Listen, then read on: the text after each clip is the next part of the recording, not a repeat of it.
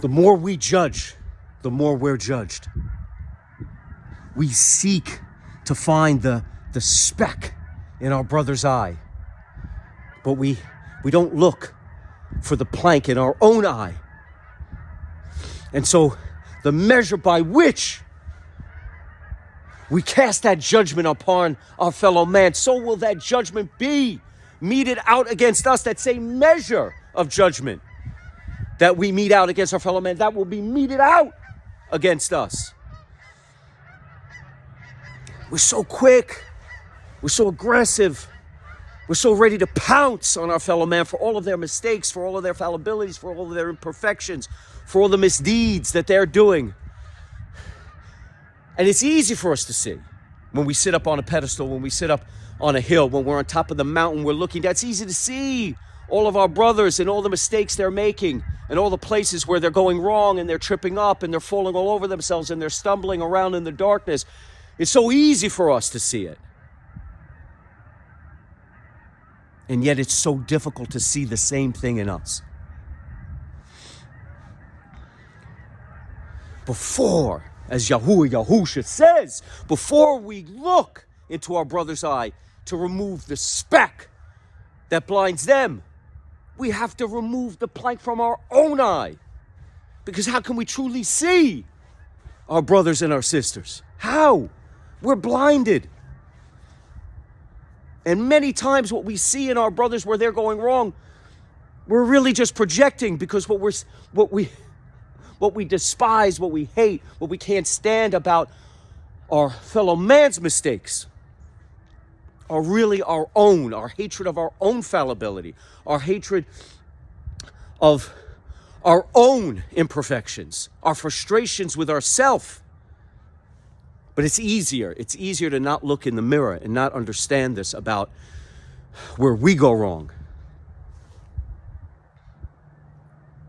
It's so much harder to take account, to tally up, and to audit our own life than it is for us to point the finger at all the wrongs and the evils of our fellow men.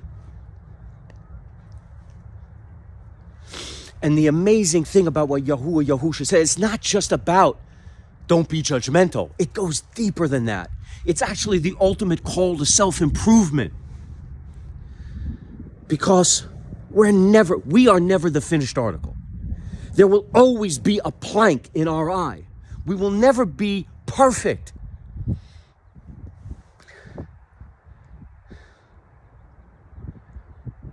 And so we shouldn't be out here looking to ensure that our brothers are taking the steps that we want them to take. They need to go on their own journey. They need to find their way. And the best thing you can do for them is to take the plank out of your own eye. See, here's the thing. The more you preach to someone, the more you're going to be rejected.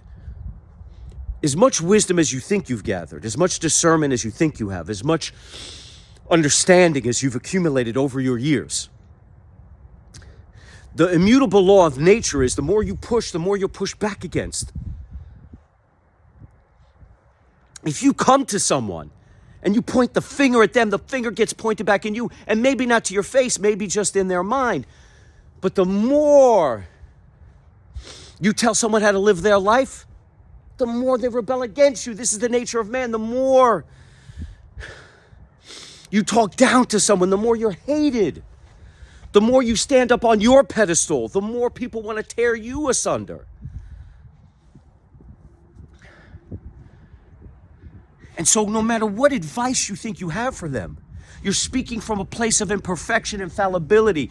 When it's unwanted, when it's unasked for, when people are going about their lives and doing their best and messing up, for you to insert yourself and preach the way that they should be conducting their life, conducting their business, conducting their habits. the more they're going to look at you for all of your mistakes and your fault, because you have them. We have them. None of us are the finished article. None of us are at a place. Only Yahusha is capable of this. Now, the thing is, by pulling the plank out of our own eye, which is a work in progress, which never ends, the self-improvement, the working on our character, the working on our mind, our mindset, the working on our temple that houses the Ruach, the breath of Yahuwah, the work that we put into our spirit, our soul, nourishing our soul with the Word. In doing that, in focusing on that, our brothers and our sisters can see us as an example, so that when they're ready, when they need help, when they're looking for a way out of the place that you once were in, they can see that you now live with a renewed energy, a renewed spirit, a renewed life, full of motivation and inspiration and encouragement, full of that vim and vigor, robustness and dynamism. When they see you saved from the same addictions and frustrations and anxiousness and sorrow that they're living in, then they might come to you. And they might ask for a way out. They might ask how you got here. They might simply hear your words because you're spreading the message. You're not focusing on what someone's doing wrong. When you just spread the good news without trying to ram it down someone's throat, when you're just spreading the good news because you're full of encouragement and enthusiasm and excitement for the fact that you've been saved, for the fact that you're healed, for the fact that you have that joy and that healing energy and that everlasting life that Yahusha has blessed you with, only because you asked, only because you rendered yourself on your knees, repented, confessed that he came in the flesh, asked for his salvation, you received it, and along with all the revelations, all the epiphanies, all the answers to all the questions you've ever asked, revealed to you, all that you've ever needed, received and more, such that your cup runneth over. Then, notice what they're doing. At that point, they're looking for help to take the plank out of their eye. The thing is, again, this is the ultimate call to self-improvement. It's not just a simple parable or a simple metaphor. It's just a simple a commandment to not judge lest you be judged. It's not just about to not be judged. It's not as simple as not being judgmental. It goes so much deeper. Again, it's the ultimate call for you and I to work on ourselves, to better ourselves, to improve ourselves, to elevate ourselves through Yahusha. Because as we're never the finished article, the best we can do is, as Yahusha says, to take that plank out of our own eye.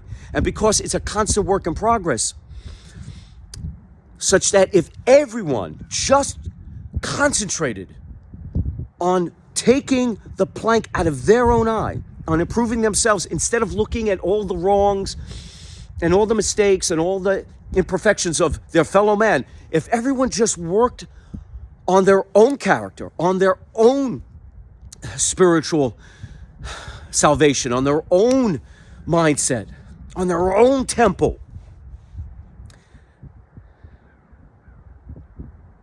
then everyone would get where they need to go without you having to admonish your brother, without your brother having to admonish his brother, without his brother having to admonish his brother, etc., etc., etc. That's just it.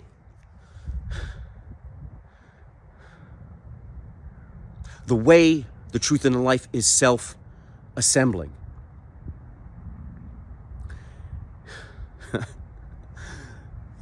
It's like a wave that you catch and you surf that perfect wave. It's like that state of Zen that all the New Age gurus talk about, filled with their New Age philosophies and mumbo jumbo, but that place of flow state, that place of true oneness with the universe, is found every single day in Yahusha.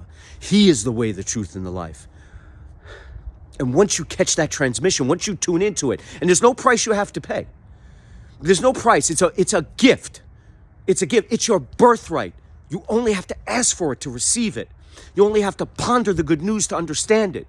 You only have to follow the singular commandment from which all good things spring to get into that state, to surf that wave, to love Yahuwah with all your heart, soul, mind, and strength. Love your fellow man as you love yourself. And in so doing, if everyone does that, then we live in the most beautiful world you can ever imagine. But this is a fallible world, and we are fallible people filled with imperfections and mistakes. And so this is just a foreshadowing. This is just the coming attraction. This is just a trailer to the big show, to the kingdom to come, where all of it plays out.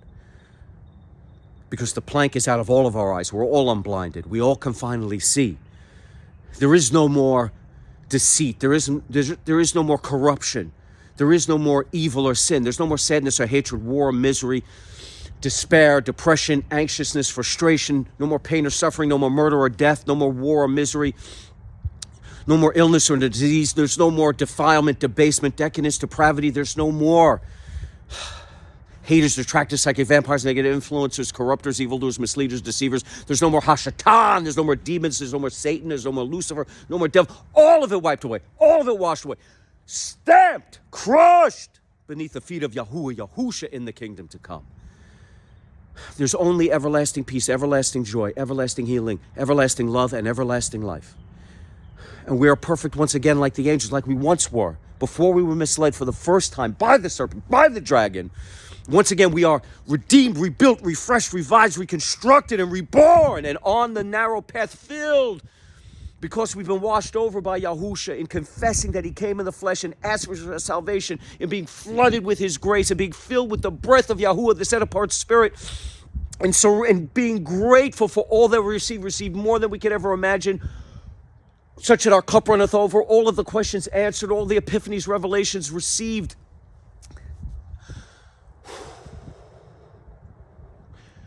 So grateful, so thankful for it, such that we finally figure out that it's to surf that wave, to reach that state of Zen, to plug into that flow state and receive the eternal transmission. We have to let go. Surrender to Yahuwah, Yahusha, and ask him to guide us, to direct us, to show us how to live our life in a manner that pleases him most. And this is the foreshadowing. This is the trailer to the big film, the most exciting film of all time, the most incredible reality you could ever measure, the real, the zeros and the ones behind this illusion, the kingdom to come, where we're perfect once again and where we can love Yahuwah, Yahusha with all of our hearts, souls, minds, and strength in a manner that pleases him most. Because we are perfect once again. And the plank is out of our eye, and the speck is out of our brother's eye. But until we get there, it's a work in progress. And so we can't get lost in, get caught up in, get bogged down by looking at every imperfection, every mistake, every misdeed of all of our brothers and sisters, and trying to talk them into pulling those, because there's so much work that we have to do. How do we have the time to do that with all the work we have to do in order to be right with Yahuwah, Yahusha?